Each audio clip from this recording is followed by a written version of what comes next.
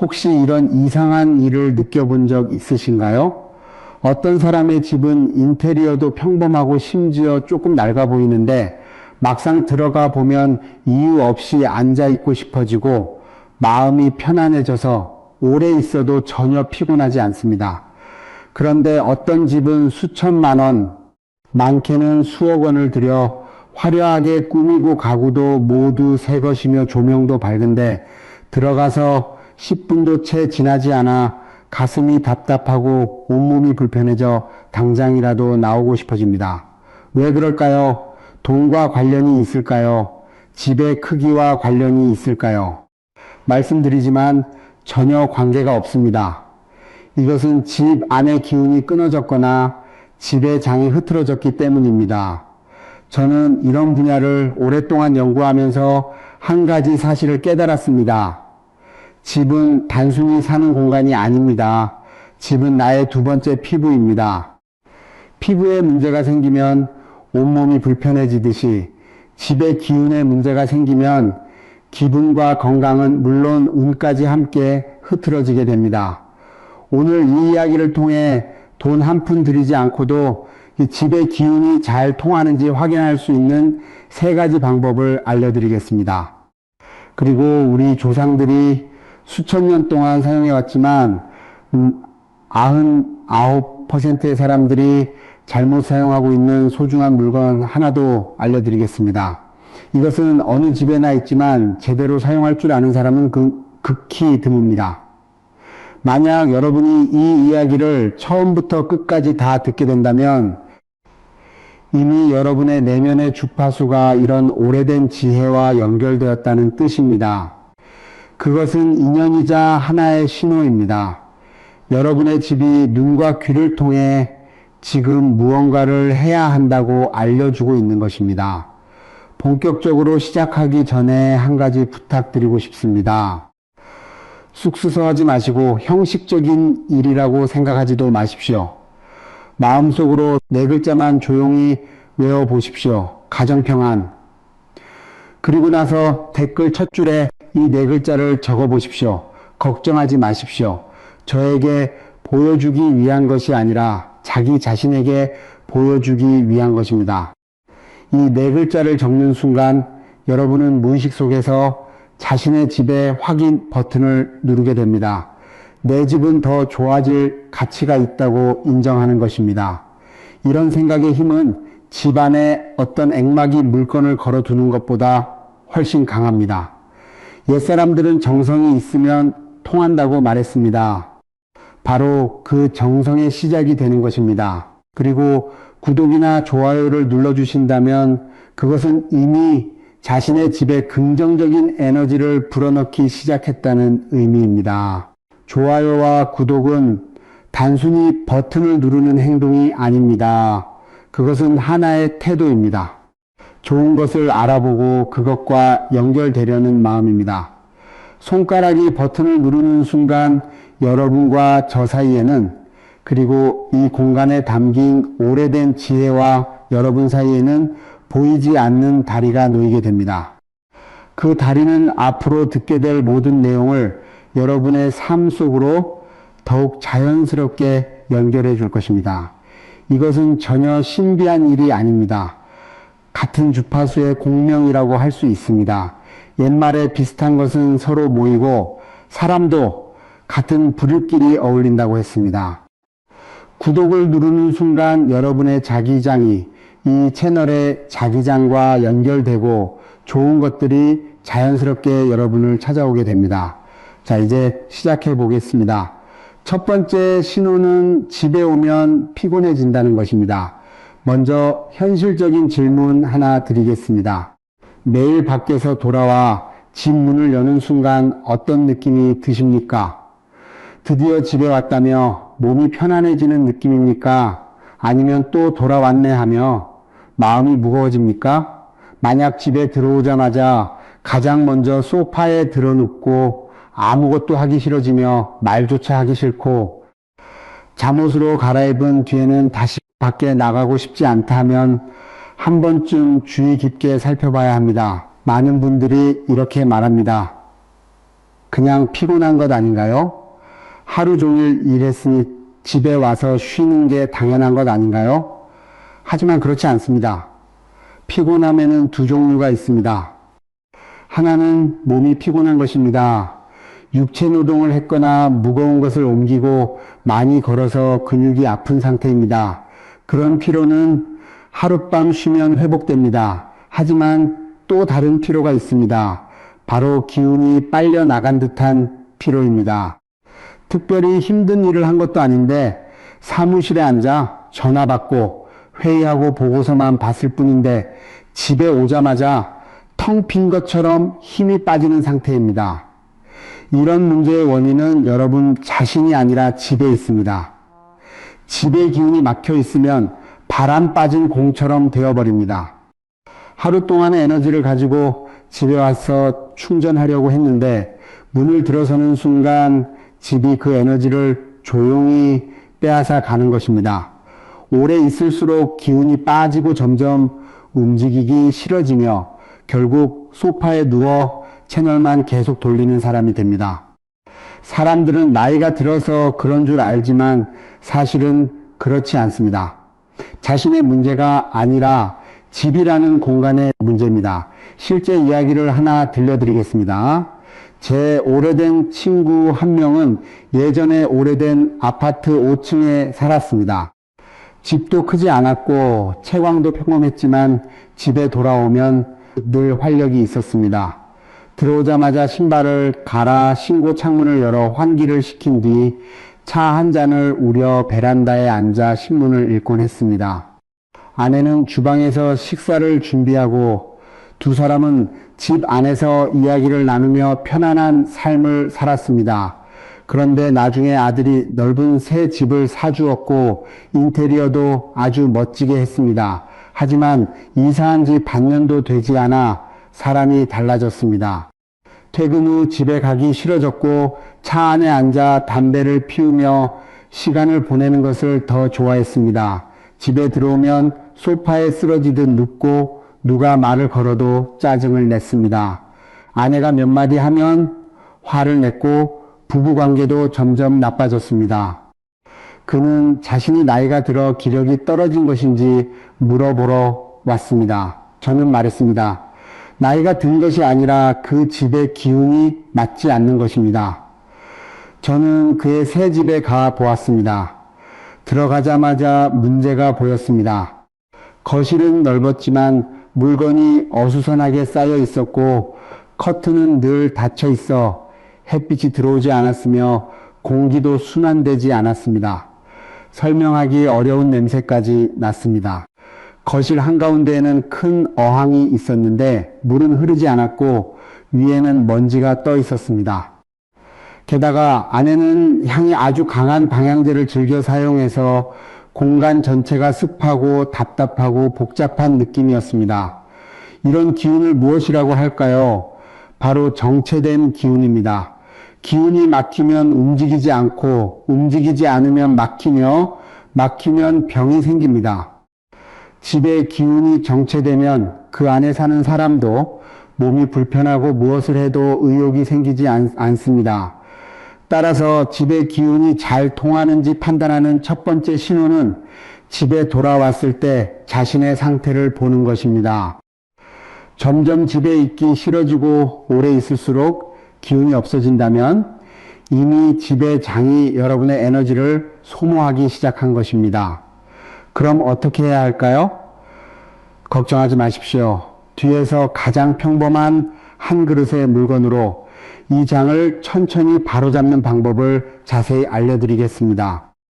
두 번째 신호는 가족끼리 말만 하면 싸움처럼 된다는 것입니다. 이런 경험 있으신가요? 아주 사소한 일입니다. 예를 들어 배우자에게 벗어놓은 양말을 빨래통에 넣어 달라고 하거나 손주에게 장난감을 정리하라고 말했을 뿐인데 말을 꺼내는 순간 말투가 달라집니다. 상대가 한마디 받아치면 화가 올라오고 세 마디도 하지 않아 서로 말다툼을 시작합니다. 결국 아무도 서로를 상대하지 않게 되고 집 안 분위기는 마치 얼음장처럼 차가워집니다. 이건 여러분 성격에 문제가 있어서도 아니고 누가 일부러 시비를 거는 것도 아닙니다. 집안의 기운이 흐트러져서 생기는 일입니다. 제가 한 가지 말씀드리겠습니다. 처음 들으면 낯설게 느껴질 수도 있지만 집에 가서 한번 잘 살펴보세요. 집안의 에너지 흐름이 지나치게 거칠고 메마른 상태가 되면 가족 모두가 예민해지고 쉽게 흥분하게 됩니다. 마치 뜨겁게 달궈진 기름솥과 같습니다. 거기에 물 한 방울만 떨어져도 바로 튀어오르죠. 반대로 기운이 부드럽고 조화로운 집에서는 같은 일이 생겨도 사람들의 반응이 완전히 달라집니다. 실제 이야기를 하나 들려드리겠습니다.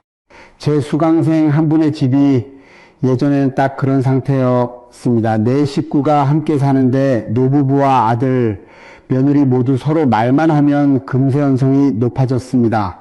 아내는 남편이 잔소리가 많다고 하고 남편은 아내가 게으르다고 했습니다. 아들은 부모가 간섭이 심하다고 하고 며느리는 가운데서 이러지도 저러지도 못했습니다. 가족이 한자리에 모여 식사만 해도 분위기가 살벌할 정도였습니다. 제가 그 집에 가서 보니 주방 수도꼭지가 가스레인지를 정면으로 향하고 있었습니다. 전통적으로 이것을 물과 불이 서로 충돌하는 형국이라고 합니다. 물은 차분함과 부드러움, 수렴을 뜻하고 불은 조급함과 분노, 확산을 뜻합니다. 물과 불이 맞서면 사람들도 서로 맞서게 됩니다. 그래서 저는 이사를 가거나 벽을 허물 필요 없이 아주 간단한 거 하나만 해보라고 했습니다. 가스레인지 왼쪽 앞쪽에 그릇 하나를 놓으라고 했죠. 무엇인지 아십니까? 바로 집집마다 있는 소금입니다. 굵은 천일염을 질그릇에 담아 가스레인지 왼쪽 앞쪽에 두라고 했습니다. 그 자리는 청룡 자리라고 부릅니다. 소금은 물의 성질을 가지고 있어서 불기운이 강한 주방의 거친 기운을 조화롭게 만드는 역할을 합니다. 그 뒤에 어떻게 되었을까요? 한 달쯤 지나서 전화가 왔습니다. 선생님, 정말 신기합니다.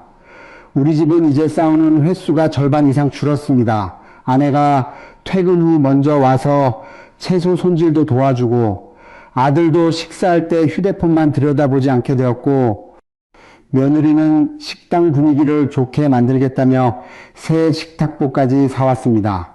저는 그분에게 말했습니다. 이건 신기한 일이 아니라 물로 불을 다스린 결과입니다. 집안에 거친 기운이 가라앉으니 사람들의 화도 자연스럽게 줄어든 것입니다. 그래서 많은 경우 가족이 변한 것이 아니라 집안에 보이지 않는 기운이 변한 것입니다. 기운이 순조로우면 사람도 순조롭고 기운이 막혀 있으면 아무리 목이 쉬도록 말해도 소용이 없습니다. 세 번째 신호는 아무리 돈을 벌어도 늘 부족하고 예상치 못한 지출이 계속 생기는 경우입니다. 이것이 가장 골치 아픈 문제이자 가장 많은 사람들이 관심을 가지는 부분입니다. 주변에도 이런 사람이 있지 않습니까? 수입도 적지 않고 연금이나 각종 수당도 꽤 되는데 이상하게 돈이 모이지 않습니다. 오늘은 여기서 돈이 나가고 내일은 저기서 돈이 나갑니다. 아들은 차를 바꾸고 싶어 하고 딸은 여행을 가고 싶어 하며 손주는 학원비가 필요합니다. 결국 돈은 손가락 사이에 모래처럼 아무리 꽉 쥐어도 더 빨리 빠져나갑니다. 이것을 재물이 새는 형국이라고 합니다.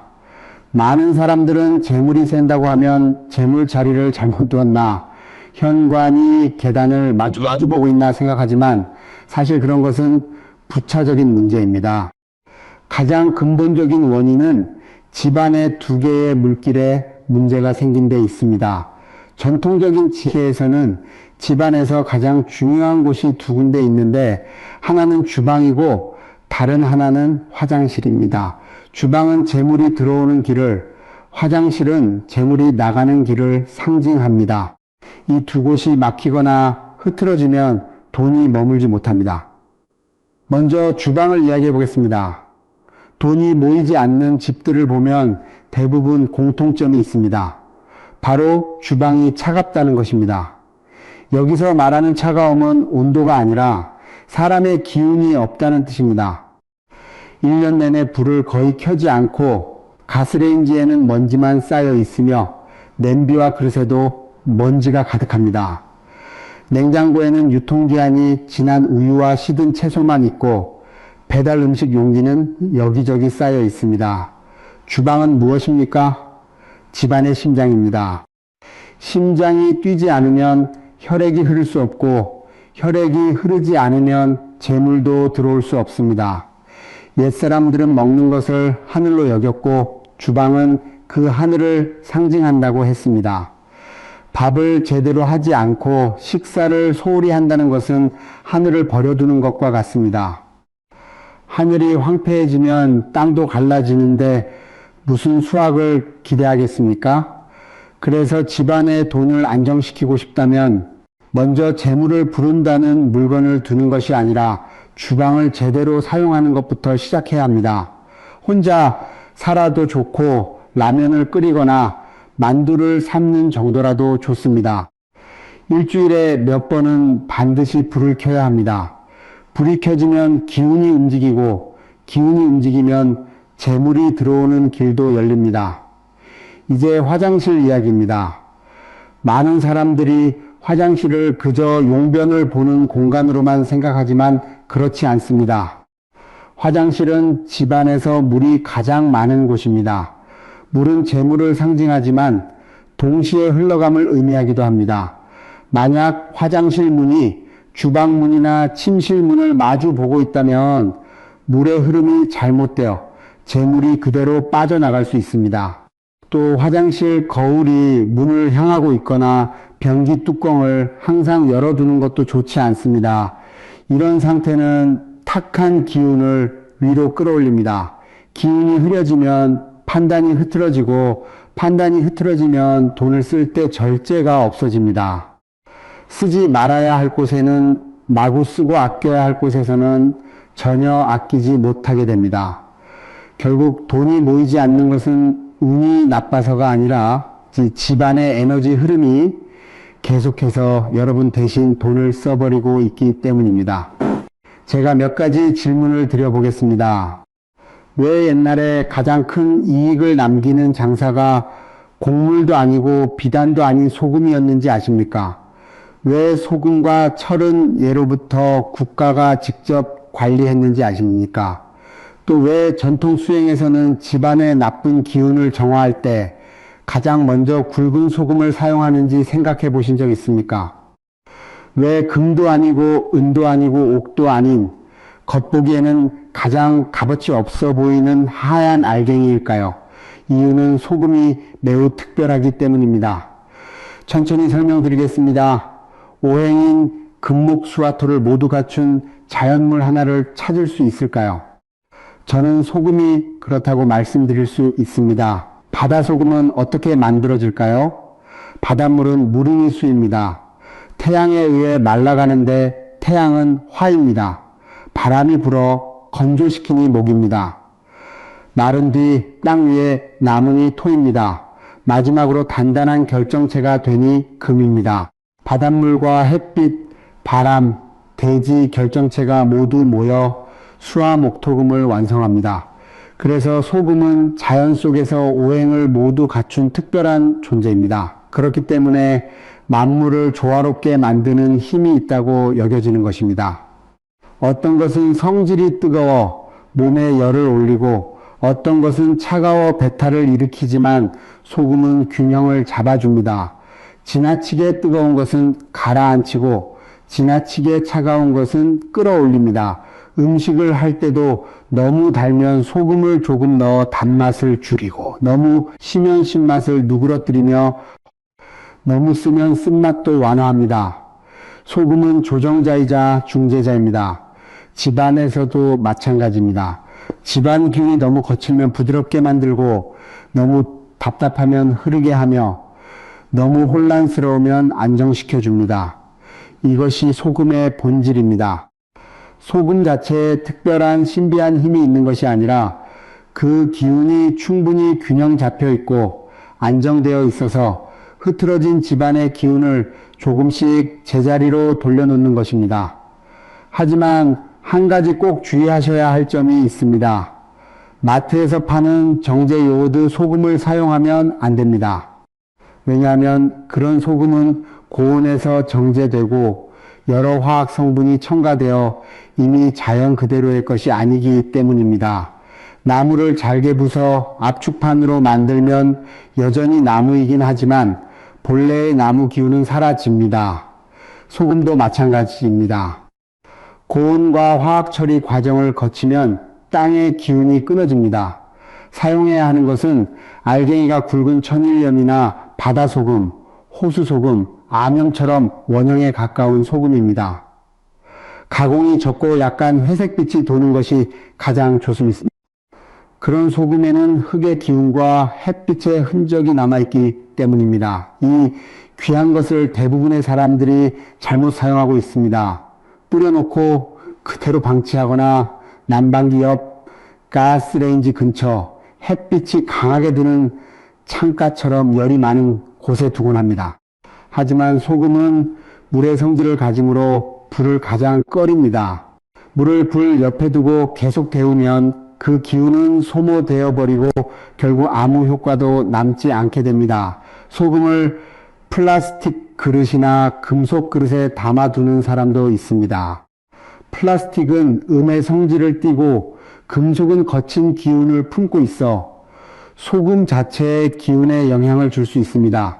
가장 좋은 것은 톡이나 도자기 또는 유리 용기를 사용하는 것입니다. 이런 재질은 자연스러운 숨결 같은 느낌이 있어 소금의 기운과 서로 조화를 이루며 보완해 줍니다. 자, 기본적인 내용은 여기까지입니다. 이제부터는 집 안의 중요한 위치를 하나씩 살펴보면서 어디에 소금을 두고 어떻게 관리하면 좋은지 알려드리겠습니다. 첫 번째 관문은 현관입니다. 먼저 하나 여쭤보겠습니다. 여러분은 매일 밖에서 돌아와 집 문을 여는 순간 가장 먼저 무엇을 하시나요? 대부분의 사람들은 바쁘게 돌아와 대중교통에서 묻어온 답답한 기운과 시장의 소란스러움, 사람들과 부딪히며 쌓인 감정까지 그대로 안고 거실로 들어가 소파에 털썩 앉습니다. 이것은 결국 온갖 뒤섞인 기운을 집 한가운데 그대로 들여놓는 것과 같습니다. 현관문은 집의 기운이 드나드는 입구입니다. 어떤 기운이 들어오느냐에 따라 집 전체의 분위기가 달라집니다. 하지만 정말 중요한 것은 문 자체가 아니라 문을 열고 들어온 뒤 잠시 멈춰 신발을 갈아 신고 열쇠를 내려놓는 그 작은 공간입니다. 그곳은 바깥의 기운과 집 안의 기운을 바꾸어주는 전환 지점으로 마치 세관과 같은 역할을 합니다. 들어오는 물건을 먼저 검사한 뒤 통과시키는 것처럼 말입니다. 여러분의 집에도 그런 세관이 있습니까? 많은 집의 현관에는 신발이 어지럽게 널려 있고 냄새까지 섞여 있어 문을 열면 마치 신발 더미가 쌓여 있는 것 같습니다. 그런 상태에서 기운이 순조롭게 흐를 수 있을까요? 이것은 마치 코가 막힌 것 같은 기운의 상태입니다. 입구에서부터 막혀버리니 안쪽이 아무리 좋아도 소용이 없습니다. 그래서 첫 번째는 현관을 깨끗하게 정리하는 것입니다. 신발장에 넣을 수 있으면 모두 정리하고 바깥에 꺼내 두지 마십시오. 그리고 현관 안쪽에서 문을 바라봤을 때 왼쪽 바닥이나 신발장 위에 굵은 소금을 담은 그릇 하나를 놓아 두십시오. 왜 왼쪽일까요? 집 안에서 문을 바라봤을 때 왼쪽은 좋은 인연과 재물운, 바른 흐름을 상징하는 자리입니다. 그곳에 소금을 두면 들어오는 기운을 한번 걸러주어 좋은 것은 남기고 좋지 않은 것은 흩어지게 하는 의미가 있습니다. 그릇은 톡이나 어두운 색 도자기 그릇이 좋으며 너무 클 필요는 없습니다. 보통 밥그릇 정도 크기의 소금을 8알 정도 채우면 됩니다. 꾹 눌러 담을 필요는 없습니다. 만약 집 현관이 계단이나 엘리베이터 또는 긴 복도와 정면으로 마주보고 있다면 소금 그릇 안에 검은 콩 3알과 쌀 1줌, 말린 유자 껍질 한 조각을 함께 넣어 두십시오. 검은 콩은 좋지 않은 기운을 누그러뜨리고 쌀은 안정감을 주며 유자 껍질은 탁한 기운을 부드럽게 바꾸어 줍니다. 한번 놓은 소금 그릇은 자주 만지거나 옮기지 말고 냄새를 막기 위해 들어 올리지도 마십시오. 사람의 기운이 영향을 줄 수 있기 때문입니다. 그렇다면 언제 바꾸어야 할까요? 음력 초하루와 보름마다 한 번씩 새 소금으로 교체하면 됩니다. 사용한 소금은 함부로 버리지 말고 변기에 흘려보내거나 화단이나 나무 밑에 뿌려 주십시오. 버릴 때는 마음속으로 한마디 감사의 말을 전하면 됩니다. 한 달 동안 집을 지켜준 것에 대한 감사입니다. 실제 사례 하나를 말씀드리겠습니다. 몇 년 전 한 젊은 영업직 종사자가 늘 운이 없다고 느끼며 상담하러 왔습니다. 계약 직전까지 갔던 고객들이 마지막 순간마다 모두 무산된다는 것이었습니다. 저는 고객 이야기는 잠시 미루고 집 현관 사진부터 보내달라고 했습니다. 사진을 보니 신발이 여러 켤레 어지럽게 널려 있고 배달 봉투와 택배 상자까지 쌓여 있었습니다. 현관 장식도 반쯤 떨어져 있었고 문 위에는 맞은편 이웃을 향해 거울이 걸려 있었습니다. 저는 먼저 그 거울을 치우고 이웃에게도 인사를 드린 뒤 현관을 정리하고 왼쪽에 굵은 소금 한 그릇과 검은새 알을 놓아보라고 했습니다. 그는 그대로 실천했습니다. 한 달도 되지 않아 연락이 왔습니다. 오랫동안 진행하던 큰 계약이 성사되었고 이미 포기했던 고객이 다시 찾아왔다는 것이었습니다. 그는 매일 집에 들어올 때 현관에서 몇 초간 멈춰 서서 바깥에서 가져온 답답한 감정을 내쉬신 뒤 들어간다고 했습니다. 마치 보이지 않는 장벽이 있는 것 같았다고도 말했습니다. 저는 그것이 장벽이 아니라 스스로에게 잠시 멈춤 버튼을 만들어 준 것이라고 설명했습니다. 그 잠시 멈춤이 어떤 거울이나 부적보다 더 큰 힘을 발휘한 것입니다. 두 번째 관문은 재물과 건강의 자리입니다. 주방은 집안에서 가장 특별한 공간입니다. 전통적으로 주방은 불과 빛을 상징하는 공간으로 여겨집니다. 주방은 집 안의 태양과도 같습니다. 태양이 약해지면 집 전체가 어두워지고 생기가 줄어듭니다. 잘 되는 집을 보면 반드시 주방 생활에 온기가 있습니다. 꼭 매일 거창한 음식을 해야 한다는 뜻은 아닙니다. 중요한 것은 불이 살아있는 것입니다. 불이 켜지면 기운이 움직이고 기운이 움직이면 사람의 의욕도 살아납니다. 의욕이 살아나면 기회도 따라옵니다. 반대로 집안의 흐름이 점점 나빠지는 집을 보면 주방이 지나치게 새 것 같아 거의 사용하지 않거나 기름때가 두껍게 쌓여 있는 경우가 많습니다. 이것은 불의 기운이 약해진 상태입니다. 그래서 가장 먼저 해야 할 일은 소금을 두는 것이 아니라 불을 사용하는 것입니다. 혼자 살아도 좋고 요리를 못해도 괜찮습니다. 적어도 일주일에 3번 정도는 면이라도 끓이며 가스레인지나 조리기구에 불을 사용하십시오. 불꽃이 살아나면 집안의 기운도 순환하기 시작합니다. 이제 소금 이야기를 해보겠습니다. 주방에서 소금을 두는 목적은 크게 두 가지입니다. 하나는 이유 없이 치솟는 짜증을 가라앉히는 것이고 다른 하나는 재물의 흐름을 안정시키는 것입니다. 이유 없는 짜증이란 특별한 일이 없는데도 요리할 때 화가 나거나 식탁에서 가족과 이야기하다가 쉽게 다투게 되는 상태를 말합니다. 이는 불의 기운이 지나치게 강해져 감정에 영향을 주는 경우입니다. 이를 완화하려면 소금을 조리대 왼쪽 앞쪽에 두십시오. 정면도 아니고 오른쪽도 아닙니다. 왼쪽 앞은 부드럽고 조화로운 흐름을 의미하는 자리입니다. 소금은 물의 성질을 지니므로 그곳에 두면 강한 불의 기운을 부드럽게 조절해 줍니다.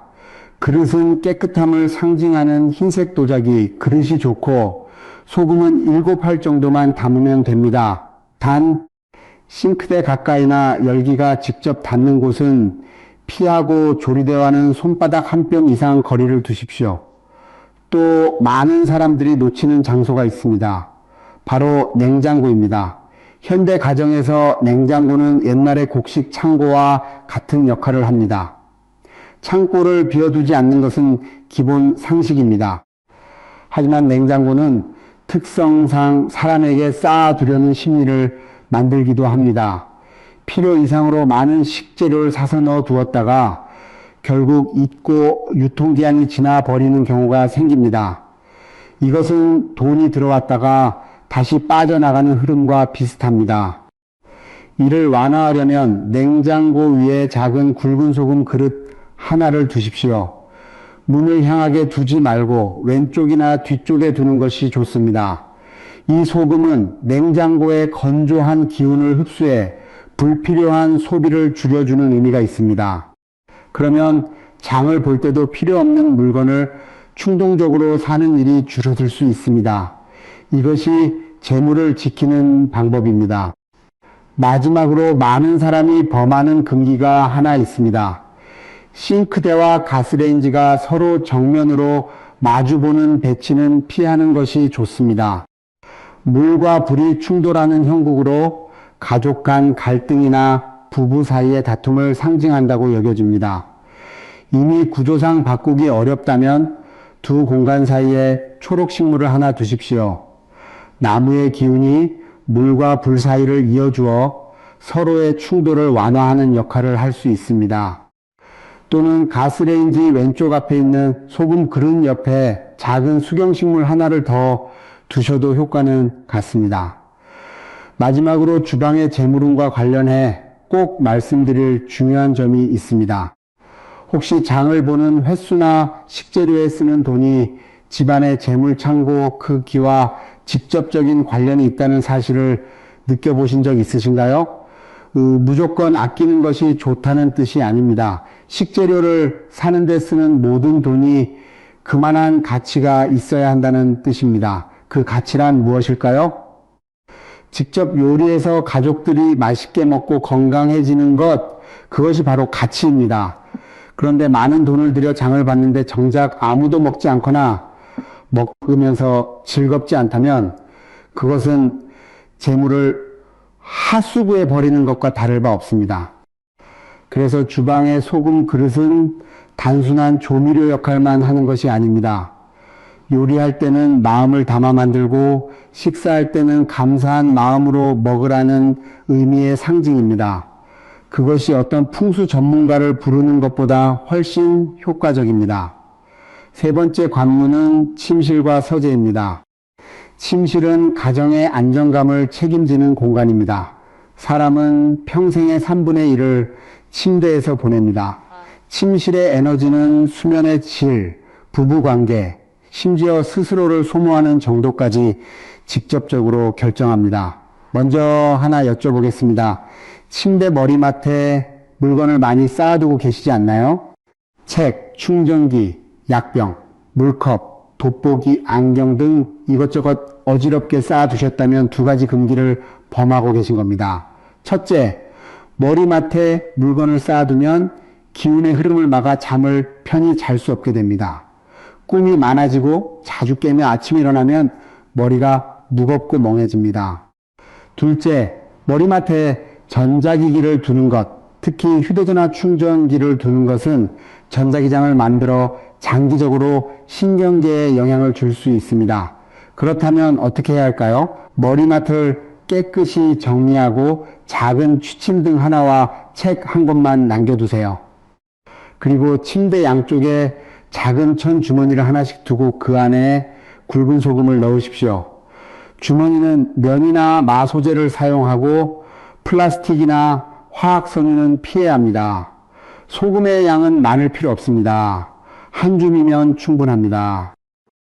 바늘과 실로 입구를 꿰매거나 단단히 묶어 소금이 새어나오지 않게 하십시오. 베개 옆에서 약 30cm 정도 떨어진 곳에 두거나 침대 매트리스와 헤드보드 사이에 넣어두면 됩니다. 이 소금 주머니의 역할은 마음을 안정시키는 것입니다. 낮 동안 머릿속에 남아있던 잡념을 흡수해 누웠을 때 생각이 영화처럼 계속 돌아가지 않도록 도와줍니다. 특히 잠들기 전에 정신이 맑아지지 않거나 늘 마음속에 내려놓지 못한 일이 있는 분들에게 잘 맞습니다. 또 하나 중요한 곳은 서재입니다. 서재는 학업과 직업, 사고력을 관장하는 공간입니다. 많은 할아버지 할머니들이 이렇게 묻습니다. 손주가 수업 시간에 가만히 앉아있지 못하고 숙제도 질질 끄는데 머리가 나쁜 걸까요? 저는 이렇게 답합니다. 아닙니다. 책상의 위치와 에너지가 맞지 않는 겁니다. 책상을 배치할 때 가장 간단한 원칙이 하나 있습니다. 창문을 보지 말고 벽을 보게 두는 것입니다. 벽을 향하면 시선이 분산되지 않아 집중력이 밖으로 새지 않습니다.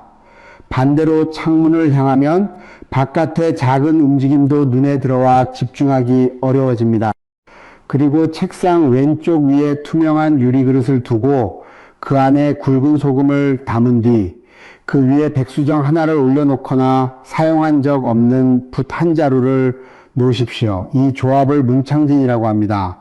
소금은 고요함을, 수정은 맑음을, 붓은 움직임을 상징합니다.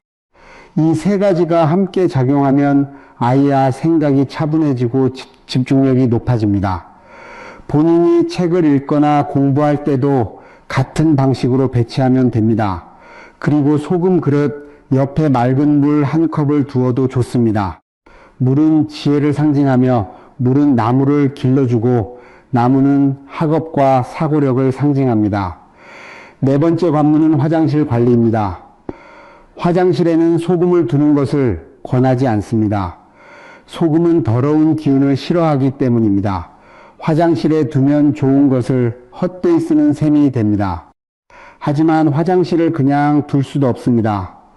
화장실은 집안의 배출구 역할을 하기 때문입니다. 배출구가 막히면 집안의 기운이 모두 역류하게 됩니다. 그렇다면 어떻게 해야 할까요? 아주 간단합니다. 진한 소금물로 바닥을 닦으십시오. 물을 한 냄비 끓인 뒤 굵은 소금을 몇 숟가락 넣고 끓여 식힌 다음 손에 뜨겁지 않을 정도가 되면 그 물로 화장실 바닥 타일을 닦으십시오. 닦은 후에는 바로 물로 헹구지 말고 자연스럽게 마르게 둔 뒤 마른 걸레로 한 번 더 닦아주면 됩니다. 일주일에 한 번이면 충분합니다. 원리는 무엇일까요? 소금물은 침투력이 강해 타일 틈새 깊숙이 스며들어 눈에 보이지 않는 곰팡이와 습기, 좋지 않은 것들을 흡착해냅니다. 또한 소금의 광물 구조가 타일 표면에 매우 얇은 보호막을 형성해 습기가 다시 올라오는 것을 줄여줍니다. 그리고 화장실 문은 평소 닫아두고 변기 뚜껑도 꼭 덮어두십시오. 이 두 가지만 실천해도 재물운이 물과 함께 빠져나가는 것을 막을 수 있습니다. 아마 이런 질문을 하실 수도 있습니다. 선생님, 소금을 다 배치했으니 이제 모든 일이 잘 풀리는 건가요? 그렇지 않습니다. 여기서 꼭 말씀드리고 싶은 중요한 원리가 있습니다. 시간과 에너지는 쌓이는 과정이 필요하다는 것입니다. 씨앗을 심었다고 다음날 바로 열매가 맺히지는 않습니다. 소금 한 그릇을 놓았다고 다음날 갑자기 부자가 되는 것도 아닙니다. 집안운의 변화는 병이 천천히 낫는 것처럼 아주 서서히 그리고 모르는 사이에 진행됩니다. 가장 먼저 느끼게 되는 변화는 돈이 많아지는 것도 아니고 손주가 1등을 하는 것도 아닙니다. 마음이 덜 답답해지고 지집에 돌아왔을 때 짜증이 줄어들며 배우자와 이야기하는 말투가 부드러워집니다. 차 한 잔을 마시며 신문을 읽을 여유도 생기게 됩니다. 이것이 바로 기운이 순조롭게 흐르기 시작했다는 뜻입니다. 기운이 순해지면 좋은 일들은 자연스럽게 뒤따라오게 됩니다. 그래서 꼭 기억해야 할 세 가지 원칙을 말씀드리겠습니다. 첫째, 믿지 않으면 효과도 없습니다. 이것은 약한 사람을 속인다는 뜻이 아닙니다. 마음 깊이 믿지 않으면 계속 의심하는 태도로 결과를 확인하려 들기 때문입니다. 한 달이나 두었는데 왜 아직 효과가 없지? 라고 생각하게 되고 결국 거짓이라고 여기며 소금 그릇을 치워버립니다. 이런 의심의 마음은 무엇보다 강해서 원래 나타날 수 있었던 효과까지 모두 상쇄해버립니다. 그러니 하지 않을 거면 아예 하지 말고 하기로 했다면 믿으십시오. 믿음은 미신이 아니라 신뢰입니다. 둘째, 자랑하지 마십시오. 어떤 사람들은 집에 이런 배치를 해놓고는 주변 사람들에게 자랑합니다. 나 집에 소금 놨는데 정말 효과가 좋더라. 그렇게 말하는 순간 스스로의 공덕심이 이미 가득 차버립니다. 마치 풍선을 잔뜩 불어놓고 손을 놓아버리면 날아가 버리는 것과 같습니다. 마음이 흩어지면 그 배치의 힘도 새어나가게 됩니다. 그러니 조용히 실천하고 본인만 알고 계시면 됩니다. 셋째, 조급해하지 마십시오. 저는 이틀 해보고 바로 찾아와 왜 아직 변화가 없나요? 라고 묻는 분들을 많이 봤습니다. 그럴 때 저는 이렇게 말합니다. 나무에 물을 주고 다음 날 뿌리가 자랐는지 확인하려고 뽑아 보시겠습니까? 그러지 않으실 겁니다. 시간은 반드시 필요합니다. 에너지장의 변화는 월 단위로 이루어집니다. 최소한 석 달은 기다리셔야 합니다. 첫 번째 달에는 자신의 감정 변화를 살펴보고 두 번째 달에는 가족 간 분위기의 변화를 느껴보십시오. 그리고 세 번째 달이 되어야 비로소 바깥 환경의 변화를 보게 됩니다. 이것이 자연스러운 흐름입니다. 또 하나 아주 중요한 행동이 있습니다. 매달 초하루와 보름에 소금을 갈아주는 일입니다. 이것은 단순히 새 소금으로 바꾸는 것이 아니라 하나의 깨움이기도 합니다. 소금을 바꿀 때는 두 손으로 오래된 소금 그릇을 공손히 들고 마음속으로 고맙습니다 라고 한마디 전한 뒤 버리십시오. 겉으로 보기에는 단순한 행동 같지만 사실은 당신과 이 도구 사이에 하나의 연결을 만드는 과정입니다. 당신이 진지하게 할수록 그 연결은 더욱 강해집니다. 이것을 마음과 사물이 하나가 된다고 합니다. 마지막으로 집에 있는 오래된 물건에 대해 이야기해 보겠습니다.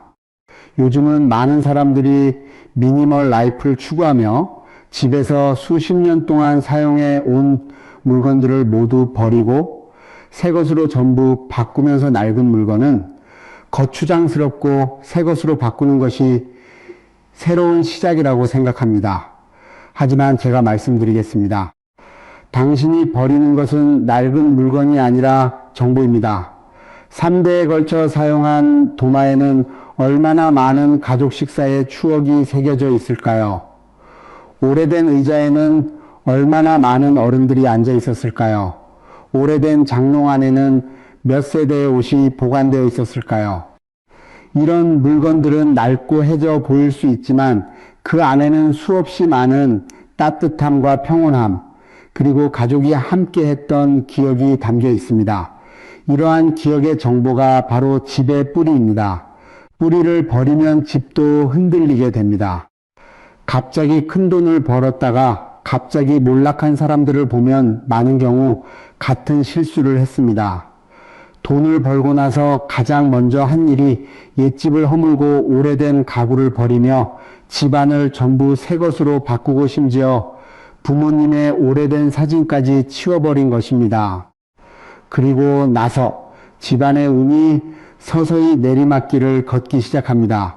왜 그럴까요? 뿌리를 끊어버렸기 때문입니다. 허공에 떠있는 나무는 바람 한 번만 불어도 쓰러집니다. 그렇다고 낡은 물건을 붙잡고 살아가라는 뜻은 아닙니다. 새롭게 손질하고 수리할 수는 있지만 가족의 기억이 담긴 물건만은 함부로 버리지 마십시오. 오래된 그릇 하나, 오래된 숟가락 하나라도 오랫동안 사용해 왔다면 계속 쓰십시오. 그것이 바로 집을 지탱하는 중심축이 됩니다. 또 한 가지는 오래된 물건과도 관련이 있고 혈연과도 관련이 있습니다.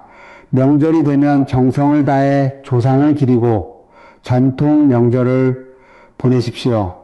많은 사람들은 이것을 형식적이거나 미신이라고 생각합니다. 하지만 그렇지 않습니다.